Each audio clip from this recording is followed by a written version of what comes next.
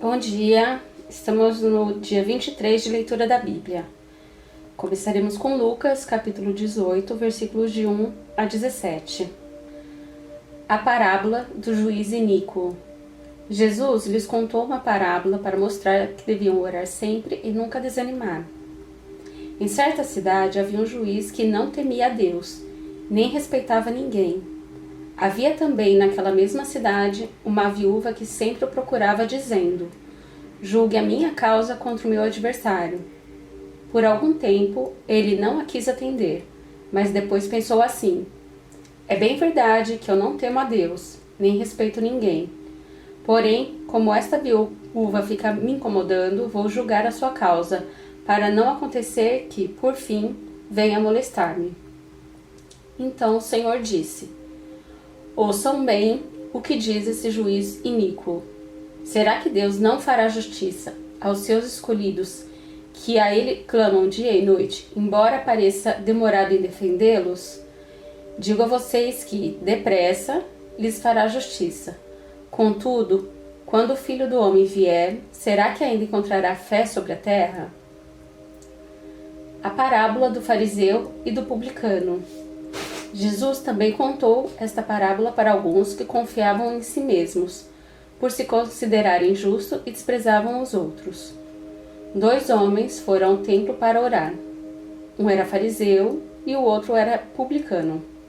O fariseu ficou em pé e orava de si para si mesmo, desta forma: ó Deus, graças te dou porque não sou como os demais homens, roubadores, injustos e adúlteros, nem ainda como este publicano. Jejuo 2 vezes por semana e dou o dízimo de tudo que ganho. O publicano, estando em pé, longe, nem mesmo ousava levantar os olhos para o céu, mas batia no peito dizendo: ó Deus, tenha pena de mim que sou pecador. Digo a vocês que este desceu justificado para sua casa, e não aquele. Porque todo aquele que se exalta será humilhado, mas o que se humilha será exaltado. Jesus abençoa as crianças. Traziam também as crianças a Jesus para que eles as abençoasse. Mas os discípulos, ao verem isso, repreendiam. Jesus, porém, chamando as crianças para junto de si, disse: deixem que os pequeninos venham a mim e não os impeçam, porque dos tais é o reino de Deus. Em verdade lhes digo: quem não receber o reino de Deus como uma criança de maneira nenhuma entrará nele. Gênesis capítulo 29, versículos de 31 a 35. Quando o Senhor viu que Lia era desprezada, fez com que ela fosse fecunda, ao passo que Raquel era estéril. Assim Lia ficou grávida e deu à luz um filho, a quem deu o nome de Ruben, pois disse: o Senhor viu a minha aflição. Por isso, agora o meu marido vai me amar. Ela ficou grávida outra vez e deu à luz um filho, e disse: o Senhor ouviu que eu era desprezada e me deu mais este filho, e deu-lhe o nome de Simeão. Lia ficou grávida ainda outra vez e deu à luz um filho, e disse: agora, desta vez, o meu marido se unirá mais a mim, porque lhe dei à luz 3 filhos. Por isso lhe deu o nome de Levi. Mais uma vez ela ficou grávida e deu à luz um filho. Então disse: desta vez louvarei o Senhor. E por isso lhe deu o nome de Judá. E depois disso não teve mais filhos. Gênesis capítulo 30. Quando Raquel viu que não dava filhos a Jacó, teve ciúmes de sua irmã e disse a Jacó: dê-me filhos, do contrário morrerei. Então Jacó ficou irado com Raquel e disse: será que eu estou em lugar de Deus que a impedir de ter filhos? Então Raquel disse: eis aqui Bila, minha serva. Tenha relações com ela para que dê à luz e eu traga filhos ao meu colo por meio dela. Assim Raquel lhe deu Bila, sua serva, por mulher. E Jacó teve relações com ela. Bila ficou grávida e deu à luz a um filho de Jacó. Então Raquel disse: Deus me fez justiça, ouviu a minha voz e me deu um filho. Por isso lhe chamou Dan. Outra vez, Bila, serva de Raquel, ficou grávida e deu à luz o segundo filho a Jacó.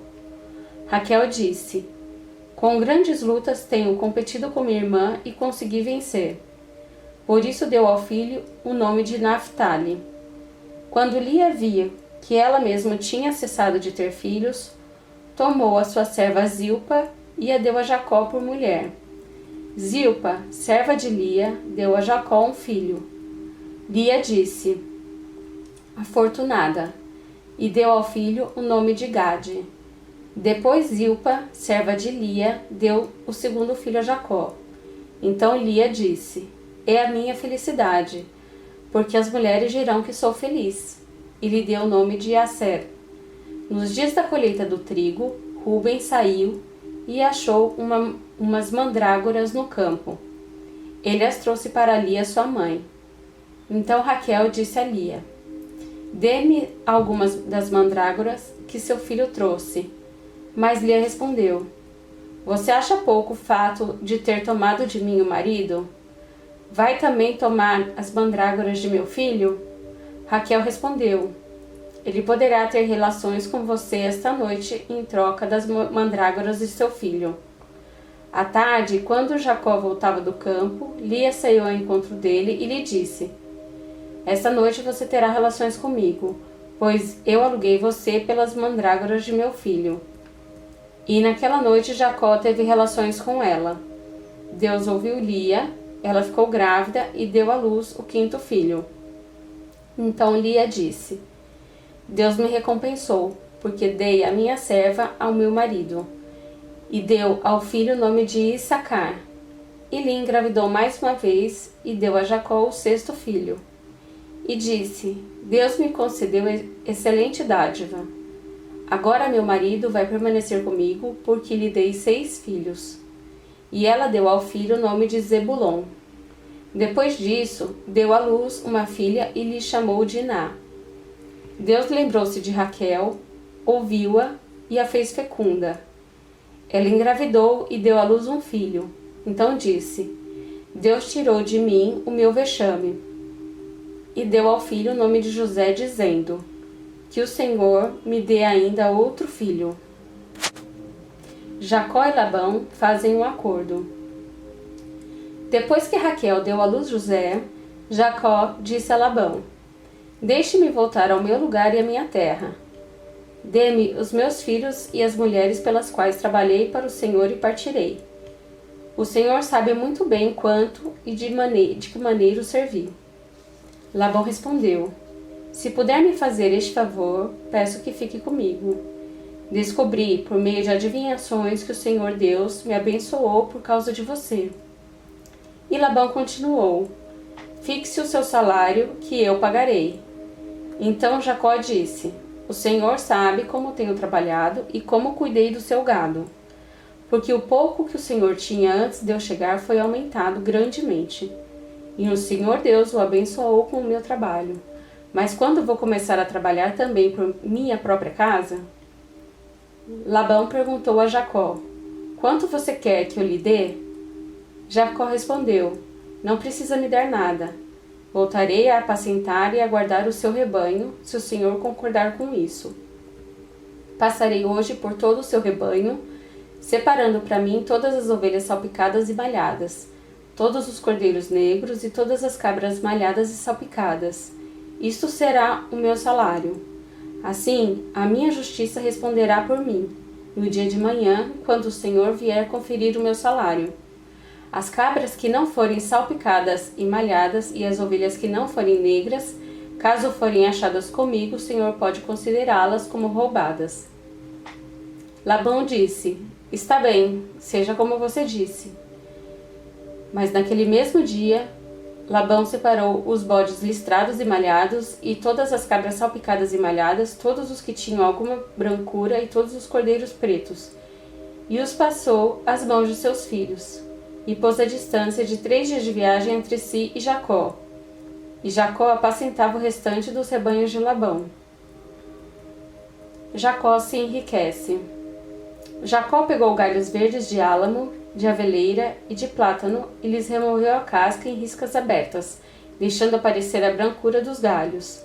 Pôs esses galhos descascados em frente ao rebanho nos canais de água e nos bebedouros, aonde os rebanhos vinham para beber água. E como acasalavam quando vinham beber, as ovelhas ficavam prenhes diante dos galhos e davam crias listradas, salpicadas e malhadas. Então Jacó separou os cordeiros e virou o rebanho para o lado dos animais listrados e dos animais pretos nos rebanhos de Labão. E pôs o seu rebanho à parte e não o juntou com o rebanho de Labão. E todas as vezes que as ovelhas fortes ficavam prenhes, Jacó punha os galhos à vista do rebanho nos canais de água, para que ficassem prenhes diante dos galhos. Porém, quando o rebanho era fraco, não punha os galhos. Assim, os animais fracos eram de Labão, e os fortes eram de Jacó. E o homem se tornou mais e mais rico. Teve muitos rebanhos, servas, servos, camelos e jumentos. Salmo 23. Deus, o nosso pastor. O Senhor é o meu pastor, nada me faltará. Ele me faz repousar em pastos verdejantes. Leva-me para junto das águas de descanso. Refrigera minha alma.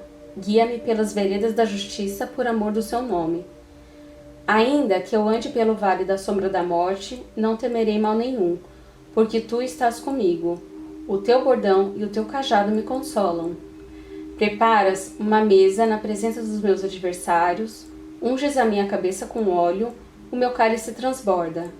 Bondade e misericórdia certamente me seguirão todos os dias da minha vida, e habitarei na casa do Senhor para todo o sempre.